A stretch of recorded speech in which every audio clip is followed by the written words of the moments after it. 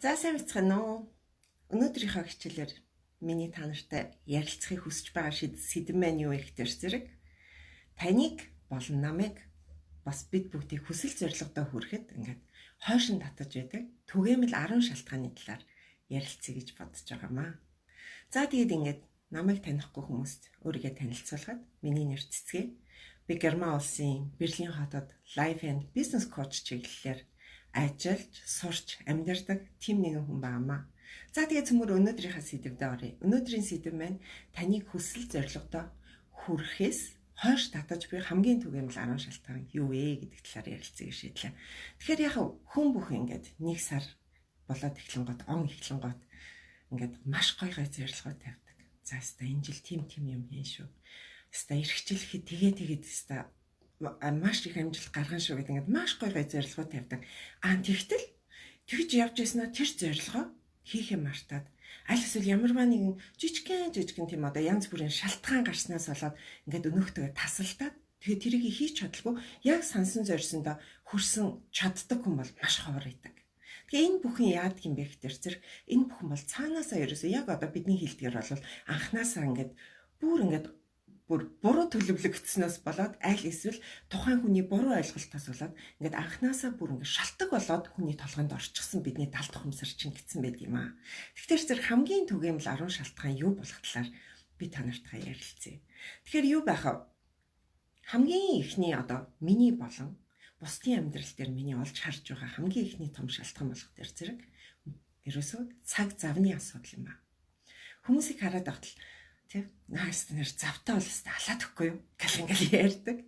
Тэгсэн ирний зав ерөөсө гаргаж чаддгүй. Яг өөрийнхөө хүсэл мөрөөдөл зав гаргаж чадж байгаа хүн бол маш ховор байдаг. Энэ дээр би юу хэлэх гэсэн бэ гэхээр зэрэг бид бүхэнд хорвоо дэлхийгээс ерөөсө ёстой харамгүй адилхан заяасан тийм одоо их усүр хэм бол цаг байд юм аа. Бидэнд 24 цаг, өдрийн 24 цагийг хороо дэлхий заяасан. Энэ 24 цагта юу хийж, юу бүтээж, юу амжуулж чадах вэ гэдэг чинь хувь хүний шийдвэр болоод явчихж байгаа. Тэгэхээр яг би цаг өөстө нэр завгүй байна өстө завтаа бол хиймээр л байна. Даанч би 2 хүүхэдтэй, даанч би 3 хүүхэдтэй. Тэгэл өглөө босоод л ноолорсоор адил дуусчих юм байна штэ ч юм уу гэд. Иймэрхүүгийг бол бид маш их сонсч байсан. Аль эсвэл нэг л их одоо ажилтай хүн тий ажил гэж өстэй толгоноос их байна. Ерөөсөө юу тэр над гадаад хэлмэл сурах тийм зав надад ертөөсөө ч алга гэж хүмүүс маш их ярьдаг. Тэгтэл би нэг ном уншиж байхад би тэрэн дээр уншиж байхад тэрэн дээр гарч байгаа юм л да. Тэрэн дээр юу вэ гэхээр зэрэг хүн докторийн зэрэг хамгаалахын тулд 50 ширхэг ном уншаад тэр 50 ширхэг номон доторх мэдлэгээ ингэж нийлүүлээд тэргээрээ диссертацаа бичснээр доктор гэдэг цолыг авдаг гэж байна. Доктор гэдэг цолыг авсан хүн бол яг тэр мэрэгжлийнхаа одоо тухайн орчинд бол маш том мэрэгжилтэн, маш том одоо эксперт буюу одоо хамгийн мундаг нь болоод гараад дүүлээд ирэх тийм боломжтой болж байгаа. Тэрнтэй адилхан яг нэг судалгаа хийсэн чи яасан бэ гэхээр зэрэг хэрвээ хүн өдөр болгон 30 минут штэ нэг цаг биш 30 минут өөрийнхөө хүсэл мөрөөдөлд зарцуулж чадах юм бол та яг 1 жилийн дараа өөрийнхөө яг хийж буй мэрэгжлийн талбар дээр эхний 10 хүнтэй өрсөлдөх хэмжээний мэдлэгтэй болох болно гэсэн тийм судалгаа бас гарсан байна. Тэгэхээр яг магадгүй та ном уншил та 30 минут ном уншаад л да 30 минутанд нэг юу ч гэдэг нэг 10 хуудас уншаад. Тэгэхээр та яг өстой сартаа яаж илэх гэж нэг 2 ном уншаад дуусгачихна да. Тэгээд ингэ бодоход жилд бид хэдэн ном унших нь 24 ном. Багаар бодоход яг ингэ бодохоор бид хэрэг өөрийгөө хөгжүүлэх гэвэл өдрийн 30 минут бидэнд хангалттай. Тэгэхээр яах нь цаг байхгүй нэ, зав байхгүй нэ гэж худлаа хэлдэг хүмүүс. Энэ дээр битгий ерөөс өөрийгөө хойшин татаарай. Цаг зав бидэнд бүгдсэнд нь байдаг. Зөвхөн та юунд тэр цаг завыг зарцуулах вэ гэдэг чинь таны гаргаж буй шийдвэр гэдэг юм аа. Тэрнээс гадна ингээд хүмүүсийг харж байхад нэг сард ингээд бүгдээрээ фитнес студио, фитнес клубт бол бүгдээрээ очдог л доо. Нэг сард ингээл харж байхад бүх хүн ингээл фитнес клубүүд дүүрэн бүр ингээд хүн орохын аргагүй. 2 сар гараал 3 сар болоод ирэхтэрсэн ингээл багсаал ирдэг. За тэгээд дулаараа 4 сар 5 сар гэхэд бол бүр хоосон болдог. Тэгэхээр яг хүмүүс тэрийг юугаар өөрийгөө зөвтгөгдөг вэ гэхээр гадаад дулаахан байгаа гадаа спорт хийдэг. Гэт ингээд зөвтгöd байдаг. Яг үнэн хэрэгтээ тэр хүн спорт хийж гин үгүй юу гэдэг чинь тэр цагийг өөртөө зарцуулж чадж гин үү гэдэг чинь худлаа л байдаг.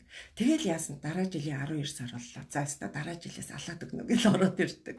Яг л тийм байдал бол бүх хүн дээр ажиглагддаг. Тэгэхээр энэ цаг завны асуудал гэдэг нь бидний ерөөсөө өөр дотор бидний шийдвэр бидний гарт үйдэг асуудал юм байна шүү. Тэрийг ойлгож аваарай.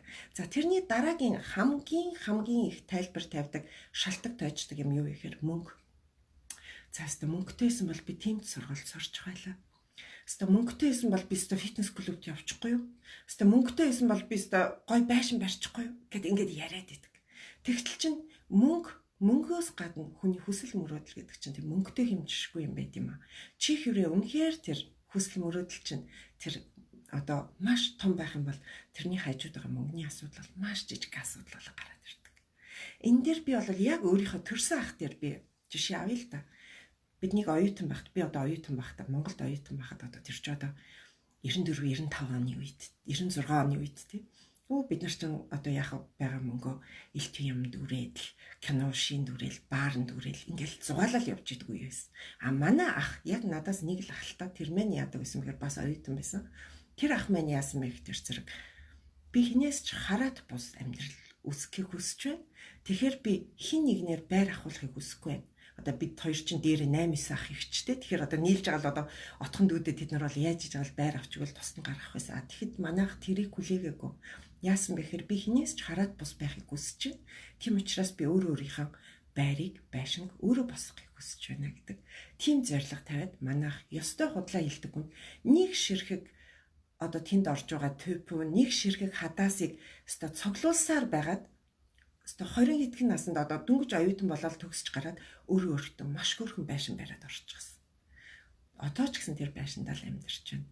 Тэгээ бодохоор тэр байшин хинч одоо тэр хүнээс наад чинь одоо ямарваа нэгэн асуудал гарлаа байшингаа өгөөдөх бид нар нийлж авч өгсөн юм чинь чи буцаагаад өгөөд байх гэх ирэх байхгүй. Яг тэр бол миний ахын бүр мөнгө байхгүй гэдэг шалтгаан тавилгүйгээр өөртөө хийж чадсан хамгийн том баялаг нь тэр байсан. Тэгэхээр хүн өөртөө зориг тавьчих юм бол мөнгө гэдэг бол тэр зорилгын дэргэд өчүүхэн юм байд юм байлаа шүү. Яахав хугацаа шаардсан тэрэн дээр нилээд жил үргэлжилсэн хөрхийн амтаа. Үнэхээр тэ зундаа ажил хийгээл тэр олсон мөнгөөрөөсөө нэг ширхэг чулуу, нэг ширхэг банц часнаа худалдаж авал байшинда нэмэрсээр байгаа л 5 6 жил барайл маш хөөрхөн тийм өстө хоёр давхар маш хөөрхөн байшин барайл орчихсон. Тийм байшингод бид нар насаараа л барьж чадаагүй хараад сууж байна. Тэгэхэрс чин зэрэг мөнгө гэдэг бол тэр жоохон оюутан хүүхдийн толгойд тэгж багтаж чадсан болохоор мөнгийг би бол проблем юм байна гэж ерөөсө бодохоо байцсан шүү. За тэрний дараагийн хамгийн том одоо хүмүүсийн харж байгаа шалтгаан болохоор эрсдэл байна. Хүмүүс яадаг гэх тэр зэрэг яа наад бизнес чийсээ чи өгн хийчмээр ах юм. Даанч одоо би ажиллаа яах вэ? Одоо наад бизнес чи хийгээ шатчлаа гэдэгт эрсдэл маш их байна. Би одоо өөр хүүхдээ яаж тийчих. Гэх мэт ингээд эрсдлээ төрүүлж хараад өнөө хүсэл мөрөөдөл хойш нь тавиад байдаг. А тэгтэл эрсдэл гэж яг юу юм бэ? Үнэн хэрэгтэй. Эрсдэл гаргаж байж хүн ямарваа нэгэн байдлаар одоо хүсэл мөрөөдөлтөд хүрэх ёстой. Хэрвээ бид үнэхээр тийм эрсдэл гэдэг юм хизээж давж гарч чадаагүй байсан бол өнөөдрийг хүртэл бид нар одоо гэрэл чийдэн гэдэг юмгүй байх ёстой байсан. Тэр Эриксон гэдэг хүн 10,000 удаа гэдэг баха та тий 10,000 удаа тэр туршлага хийсэн ба 10,000 удаа эрсдэл хийгээд 10,000 удаа туршилт хийгээд тэр нь бүтлгүүтээд тэгээд хамгийн сүүлд эцээц 10,000 дахь удаадаа энэ гэрэл гэдэг юм асаад тэрнээс болж бид нар одоо чийдэн гэдэг юмтай болсон байгаа шүү дээ. Тэгэхээр зэрэг тэр хүний 9999 удаагийн хийсэн бүтлгүүдэл эрсдэл биш байсан гэж юу? Тэр хүн бол маш удаан туршсан. Тэгэхээр тэр бол эрсдэл байсан. Тэр хүний хамаг хүсэл мөрөөдөл юу байсан бэхээр би юусоо ингэж гоё гэрэлтүүлэгч, гийгүүлэгч юм ямиг л би болгомоор байна гэсэн тэр хүсэл мөрөөдөл нь байсан юм а. Тэгэхээр зэрэг эрсдэл гэдэг юм чинь хүсэл мөрөөдлийн чинь тэр жижигхэн байд юм а. Яг тэр хоёроо харьцуулаад үз. Миний хүсэл мөрөөдөл энэ гарах эрсдлээс хэр зэрэг их байна вэ? Окей, би энэ эрсдлээ бодоод хүсэл мөрөөдлөө хойш нь тавьчих уу? Эсвэл энийг барьж авах уу гэдгийг хүн бүхэн өөрөө бас л шийдэх асуудал. Тэгэхээр яг бас чиний гарт байгаа юм шүү дээ. Тэрийг бас бодоорой заяа. За тэрний дараагийн асуудал болохоор насны асуудлыг хүмүүс маш том шалтгаан болгож харагдав. Юу гэж хэлдэг вэ гэхээр зэрэг яа одоо буцаад нэг 20-той болоос, буцаад 30-той болоос. Тэгсэн бол гөөм их юм сурмаар байна. Гөөм их юм сураад гөөм их юм хиймээр байна гэж ярьдаг. насны асуудал бол ердөөс асуудал биш гэдгийг би нэгэн баримтат кино үзэж байхдаа олж мэдсэн юм л. Тэрэн дээр яасан бэхээр 80 настай герман өвгөн за нэг залуухан өөрөөсөө хамаагүй залуухан 50 60-тай тийм хятад эмэгтэйд дурлалчж байгаа байхгүй. Нөгөө эмэгтэй нь болохоор ерөөсөө герман хэл мэдэхгүй амралтаараа энд явж байгаа л ингээд танилцсан. Тийм гутаа нөгөө эмэгтэй юу гэсэн бэ гэхтэр зэрэг би одоо ингээд гэртээ харих хэвээр би одоо нутагтаа очино. Би бол хятадаас гарахгүй. Хэрвээ чи үнэхээр л надад хайртай гэдэг юм бол чи хятад хэл сур, хятадд амьдар гэж нөгөө 80 настай өвгөнд одоо санал тавьсан ба.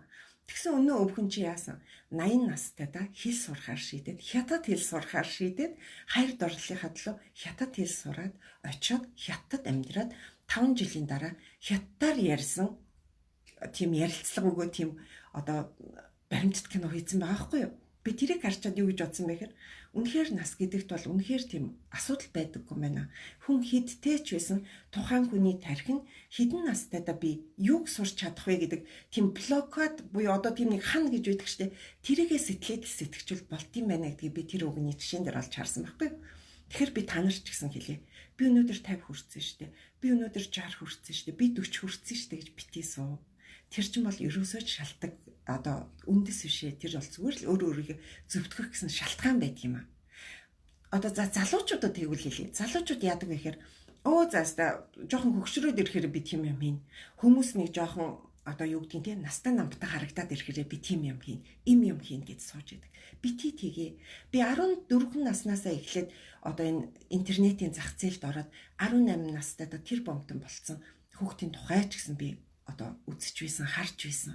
Тэр бүхэн болох тэр зэрэг үнэхээр тэр хүүхдийн өөрийгөө голоогүй, насаа баг гэж бодоогүй хүсэл мөрөөдлийн төлөө явсандаа л тэр хүүхд амжилт гаргасан ба. Тэгэхээр нас гэдэг бол ерөөсөө шалтгаан биш юм байл шүү. Та нар өөрийгөө одоо хойшин татаад байгаа тэр шалтгаанд нас гэдэг юм байвал одоо ингэж авч явах хэрэгтэй. За тэрний дараагийн юм бол хүний яг өөрийнх нь муухай эготой холбоотой байдаг бас нэг асуудал байна. Тэр бол одоо би тэгэхээр ингэж 5 дахь дээрээ явж штэ.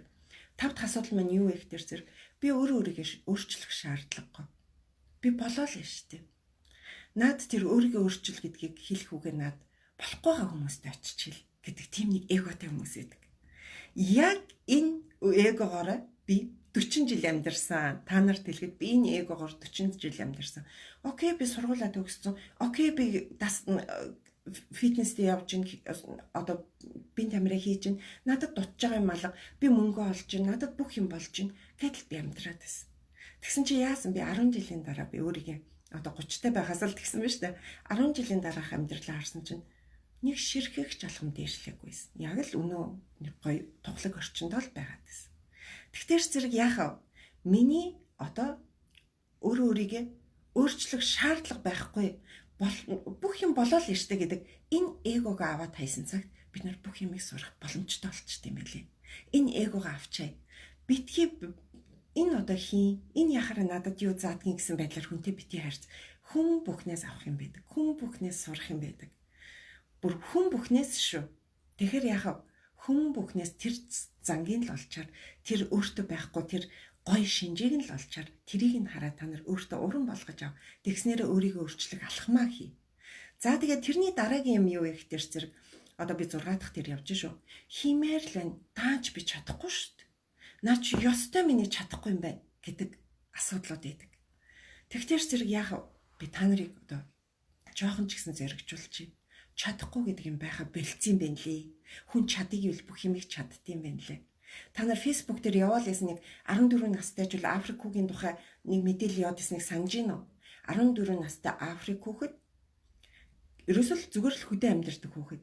Тэр тэгсэн чинь хажуудаа байдаг одоо их сургуулийн номын санг ашиглаад тэр номын санд орж номыг уншсаар байгаад гэрийнхаа гадаа жижигхэн цахилгаан станц байгуулчихсан ба. Хог хаягдал төмрөөр. Тэгэхээр тэр яг тэр хүүхэд ерөөсөө би 10-аа төгсөж одоо их сургуулийн хэмжээнд мэдлэгтэй байхгүй би тийм электротехникийн мэдлэг байхгүй гэж тэр хизээд суугаагүй.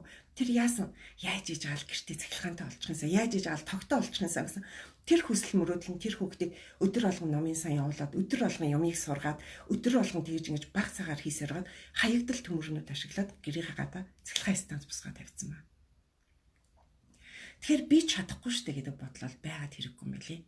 Та нар хэрвээ би чадахгүй штэ гэж бодож байгаа бол би ийм юмыг сурахын тулд надад юу дутуу байна вэ гэдгээ бод. Магадгүй хэлэл баг. Тэгвэл хэлээл өдөр болгон 30 минут хийж л та зүмөр. Хэлний асуудлаа 30 минут хийгээд шийдсэн багт 1 жилийн дараа та дараагийнхаа хүсэл мөрөөдлийн дараагийн алхамд орох боломжтой болж байгаа. Тэгэхээр зэрэг яах вэ? Би чадахгүй гэж суух бол ерөөсөө чиний зүгээр л амнаас ч гарч ирж байгаа шалтгаан шүү. Бити тгий суугаарай гэж би та нар зөвлөө. За тэрний дараагийн юм юу вэ гэхээр зэрэг та нар өөрийнхөө одоо амнаас гарч байгаа үгийг нэг хянаад үз заяа. Энэ бол одоо миний хэлж байгаа 7 дахь асуудал шүү. Тэрний юу вэ гэхээр зэрэг маш олон хүмүүс ингээл ярьж байгаа л тэрч тийм л дээ тэгтэл гэл ингээл ерөөсөө 1000 сая одоо тийм юу гэдгийг янз бүрийн шалтгаан тоочдөг. Тийм л дээ гэл ингээл хүлэн зөвшөөрдөг хүний ярьж байгаа. Тэгтэл гэл. За тэгэхээр яах вэ? Та нар өөр дээр одоо нэг өөрийгөө тусгах тусгал гэж байдаг штэ. Яг тэрийг ажиглаад үз. Та нарын амнаас тийм л дээ тэгтэл гэдэг үг гарч ийл тэр болгонд өөрийгөө дандаа өөртөө тэрийг мэдэгт. Өөртөө хэл за би ч гэсэн ямар гоё шалтгаан заад юм бэ? Тийм л дээ тэгхтэй гэдэг чинь хамгийн их шалтгаан заадаг. Хамгийн их бүр 1000 одоо тэр бол хідэн шалтгаан байж болно бүр яаж иж байгаа шалтгаан болно. Чиний яриад байгаа юм чинь амьдралтай нийцэхгүй байна. Яах болох л байх. За магадгүй наа чин тийм байсан бол болно. Тэгхтэл би чи өөр хүн байхгүй юу гэж хэлээл ингээл заавал нэг шалтгаан болоод байдаг хүмүүс байдаг.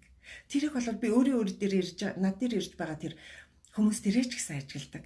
Над дээр ирж байгаа клиентүүд ч гэсэн тийм байдаг. Тийм л дээ тэгхтэл гэл энэ яадаг вэ гэхээр зэрэг өөрийгөө өмөрөөд өөрийгөө ингээд худлаа хэлээд хуураад идэх хүмүүсийн зам байхгүй юу? Тийм л дээ тэгхтэл гэдэг үг чиний амнаас гарч байгаа бол одоо наадаггүй ерөөсө үгийн сангаас хасчаа. Ингэснээр чи өөртөө маш том хөрөнгө оруулалт хийж байгаа шүү гэдгийг хэлээ. За тэрний дараагийн юм юу вэ гэхээр зэрэг за энэ бол миний ойр дотны хүмүүс болон миний найз нөхөд тэр битгий хэлэл одоо ер нь монголчууд ямнаас маш их гардаг. Би угаасаа л ийм хүн. Тэгээд яах юм гэсэн байдалтай тийм. Яав нөгөө нэг улсын хурлын гишүүн Дэмбэрэл үлээ тий тэр хүнээс очиод та ингээ хоцроод ирлээ шүү гэсэн чинь. Тийм би хоцордгийн тэгээд юу гэж. Яг л энэ сэтгэлгээ байхгүй болох юм бол бид нар яаж хөгжинэ гэж. Би угаасаа л юм тэгээд хин надтай юу ярих юм яаж чадах юм гэж байгаа хүн бол угаасаа урдуура ингээ нөгөө ханаа босгоцсон. Би хизээч өөрчлөгдөхийг хүсэхгүй байна гэсэн хүмүүс аахгүй юу. Хүн өөрчлөгдөхийг хүсэх гэвэл хүн бүх чиглэлээр өөрчлөгдөж чадна. Тийм болох тэр зэрэг би угаасаа л ийм хүн. Тийм манай ээж тарган байсан. Би тэрийг авцсан. Би угаасаа л ийм тарган хүн. Аль эсвэл одоо юу ч байдгийн те. Тийм манай аав архиудаг байсан. Би ааваасаа тэрийг авцсан. Би угаасаа л ийм хүн. Энэ бүхэн бол чиний өөрийгөө өөрчлөхийг хүсэхгүй байгаа нэг шалтгаан юм аа. Шалтгаан юм ба. Тэгэхээр энэ шалтгаан тоочгоо ерөөсөө л болж байгаа. Энэ бол ерөөсөө чамд таарахгүй шалтгаан. Би угаасаа л ийм хүн гэдэг энэ үгийг ерөөсөө бас үгийн сангаас авчаа. Ингэсэн цагт чи өөрчлөлтийг өөрөөсөө олноо. Өөрийгөө өөрчлөх тэр алхмыг өөртөө хийж өгч байгаа. Тэгэхээр яг хүн өөртөө хүлээн зөвшөөрж алтайгаа олж мэдчихэж дараагийн шат руу ахих нь шүү дээ. Тэр шат руу ахих юма олж чадаагүй бол чи тэр намагтаж ивэд л байгаад байна. За тэрний дараагийн юм юу вэ гэхээр зэрэг хүмүүс одоо тэгдэг. За одоос яг өнөөдөр энд байгаа байдлаар бол би арай л бэлэн биш байна. Тэгэхээр би нэг жаахан өөрчлөе. Би өөрийгөө өөрчилж иж дараа нь би ингэж одоо алхмаа хийя гэдэг хүмүүс байдаг. Тэр хүмүүс яадаг вэ гэхээр зэрэг тэр хүмүүс одоо өөртөө маш итгэлгүй. Нэг бодлын бүр ингэж төгс байх гээд оролдоод идэх хүмүүс. Тэр хүмүүсийн ард одоо юу гэдгийг чи чадахгүй гэж бити юм эхлэлтэй гэдэг. Тим ямыг одоо өгөөд идэг сигнал өгөөд идэг тим толгойтой хүмүүс байна шүү дээ. Тэгэхээр яг тэр хүмүүс юм хийж чадахгүй. Энэ бол өөртөө итгэлгүй байгаагийн шинж. Өөртөө итгэлгүй хүн өөрөөрөө байж чадахгүй. Өөрийнхөө чадахгүй байгааг бас хүлээн зөвшөөрч чадахгүй байгаагаа хүмүүст харуулж чадахгүй байгаагаа хүмүүст харуулад нүдэн дээр нөсөөд идэг хүмүүс идэг. Тийм байж чадахгүй л бол та өөртөө өөрчлөлт хийж чадахгүй гэсэн үг. Тэгэхээр яг өөртөө өөрийнхөө сул талыг бас хүлээн зөвшөөрөөд би яг өнөөдрийн байгаа байдлаараа би болоогүй байна гэж хэлсэн ч хийдэг тийм л байх хэрэгтэй юм аа. Тэгснээр яг өөрчлөлтийг ерөөс ингэ ахиулаад явчих нь шүү дээ. За тэгээд тэрний хамгийн дараагийн 10 дахь одоо хүмүүсийн хэлж байгаа шалтгаан юу вэ гэхээр зэрэг амьдралдаа ч миний хүслээр болохгүй юм да. Ёстой нэрэ баян байсан бол баян ээж аавтай байсан бол эсвэл тэр их сургуулийг төгсчихсэн байсан бол би одоо энэ дорж шиг их сургууль төгссөн байсан бол одоо нэр алчихгүй би дорж шиг зүгээр суухгүй гэд ингээ яриад идэг хүмүүс идэг. Тэгтэл чи яах вэ? Энэ бол азийн тухайн асуудал л яриад байгаа. Яагаад чи бас тэгвэл тэр азыг өөрөө хөдөлмөрлөөд олж болохгүй гэж. Хүн бүхэнд тэгдэг хувь цайгаа азан даатгахдаг. Өөрийнхөө хөдөлмөрт даатгадаг удаа байдаг. Удаа байх юм бол чи өөрийн хувь хүний хөгжлөөр өөрийгөө хөгжүүлж чадж байгаа. Одоо 100 хүний 10 л тэрийг хийдэг. Чи тэрний нэг болж чадна. Тэгэхээр яг хариуцлагыг өөртөө аваад азийн тухайн асуудлаа мартаад өөрийнхөө төлөө өнөөдрөөс эхлээд өчигдрөөс илүү өнөөдрийн төлөө ажиллаад эхлэх юм бол та маш гоё болоод ирж байгаа. За инхээр би та нарт 10 ширхэг шалтгаан шалтгааны тухай ярьлаа. Энэ 10 ширхэг шалтгаан гэдэг маань яг үүндээ бидний далд тухамсарт орчихсон тийм биднийг бүр ингээд хөгжил хийхээс ингээд бид нар хөгжил хийхээс ингээд хойшин татаад биднийг ингээд бүр хүлээд хайцсан юм шиг ингээд хөгжил хийлэгдэггүй тийм муухай 10 шалтгаан ба. Энэ 10 шалтгаан яад бидний хүлээд идэм бэ гэдэг бол яалчгүй бидний хүүхд настай холбоотой. Яалчгүй бидний далд тухамсар гэдэг юмтай холбоотой болоод ирж байгаа. Тэгэхээр та нар ээж аав, та нар сургууль хүмүүжүүлэгчид, та нар одоо насанд хүрсэн хүмүүс, та нар тийм юм чинь мэдээж хүүхдүүдтэй харилцаж байгаа. Мэдээж өөр одоо хэлэх ярих зөндөө хүмүүс байгаа. Тэгэхээр та нар тэр ирээдүргөө яг тэгж нөлөмж болохгүй нэ шүү. Тэгэхээр яг хүүхдүүд жоохон багт хүүхдүүд игдэг шүү. Өө би тэгмээргүй байна, ингэмээргүй байна. Би юм хүсэхгүй байна гэхээр энэ ч одоо хайшин амьдрал чиний санснаар дандаа болохгүй шүү дээ. Чи наадхаа хий гэх ингээл бид нар хүүхдүүдэд загнаал юм хийлэгдэг тий. Тэгвш харин ч тэрийг дэмжиж өгөх хэрэгтэй. Окей, миний хүү энийг хийхгүй бол чи энийг тэгвэл арай өөрөөр хийх ямар арга байна? Ер нь л тий залхан хүмүүс эсвэл ингээд интеллигент хүмүүс чинь хамгийн их ингээд юмыг аргыг нь олдсон гэлээ. Миний хүү тэгвэл тэр аргаараа хийдэ. Энийг арай өөрөөр хийдэ миний хүү гэд ингээд ярихын оронд чи яхаараа ингээд бүх юм чиний хүснээр болох хэвтэй. Тэрний оронд чи зүгээр л одоо хүсэл мөрөөдөл гэдэг чинь мөрөөдөд суугаад байлгүй зүгээр гэд ингээд хүүхдүүдийг хүсэл мөрөөдөлгүй болгоод байдаг. Тэгэхээр яг бид нар баг байхдаа хүсэл мөрөөдлөө бид нар ямар нэгэн байдлаар хүмүүст боолгуулсан байнамаа. Бидний ээж аав санамсаргүйгээр биднийг өсгөж ингэж хүмүүжүүлж байхдаа бидэнд ийм одоо муу гэж бодлогүйгээр тэд нар муу гэж бодоогч хамгийн сайнаа л бидэнд өгсөн. Хамгийн сайнаа өгсөн байсан ч хамгийн сайнаар өгсөн байсан юмд бидний ингээд амьдралыг хүлээд ингээд хойшин татаад байдаг юм байсныг бид мэдлгүй өссөн байдаг. Яг тэр маань хүлээс олцоод өнөөдөр биднийг тесрэж чаддаггүй, өнөөдөр бид хэл хязгаараа тэлж чаддаггүй, өнөөдөр бид тухтай орчингоос гарч чаддаггүй, сэтгэж чаддаггүй тийм нөхцөлд орчод байгаа юм аа. Тэгэхээр яг бид нар хамгийн түрүүнд энэ бүхнийг арилгах хэрэгтэй болгоно. Дараагийнхаа алхмыг хийх хэрэгтэй болгоно. Бид нар далд тухамсартайгаа ажиллах хэрэгтэй болгоно. За тэгэхээр өнөөдөр би та нарт энэгээрээ юу хэлхийг хүссэн бэ гэхээр хэрвээ та ямарваа нэг юм хүсэж мөрөөдөж байгаа бол тэр хүсэл мөрөөдөлтөд хүрэх ямар нэгэн замыг заавал олноо гэдгийг хэлэх гэсэн. Хэрвээ чи ямар нэг юмыг хийхийг хүсэхгүй байгаа бол хийхийг хүсэхгүй байгаа шалтгааныг бас маш амархан олно гэдгийг дээдлийн 10 одоо тохиолдол буюу 10 жишээ бас та нарт харуулсан баг гэж ойлгож байна. За тэгээд дараагийн хичээлдэр би та нарт юу хэлхийг хүсэж байна гэхээр тэгвэл би энэ шалтгаан гэдэг юм надад гараад идэг юм бол энэ шалтгаан гэдэг юмыг би яаж би ингэж даван туулах вэ гэдэг талаас би та нарт дараагийн хичээлдэр багч гисэн юм хэлж өгье гэж бодож байна. Тэгээд дараагийн хичээл болтол тэгээд баярлалаа. Тэгээд би та нараас бас нэг үсэх юм байна. Яг миний энэ ярьсан саяны одоо 10 шалтгаан бол миний өөрийнхөө амьдрал дээр харсан аль эсвэл миний ойр дотны хүмүүсийн амьдрал дээр харсан над дээр ирж зөвлөгөө авч байгаа хүмүүсийн амнаас гарч байгаа тэр жишээгээр би одоо харсан миний 10 хамгийн түгээмэл 10 шалтгаан болж байгаа шүү. Тэгэхээр магадгүй би чамд тохиолж байгаа тэр шалтгааныг олж хараагүй байж магадгүй шүү дээ. Тэгэхээр зэрэг тэр шалтгаанаа бидэнтэй хуваалцаад бас бусдаа хуваалцвал би маш их баярлах болно. За тэгээд дараагийн хичээл болтол баярлалаа та нартай.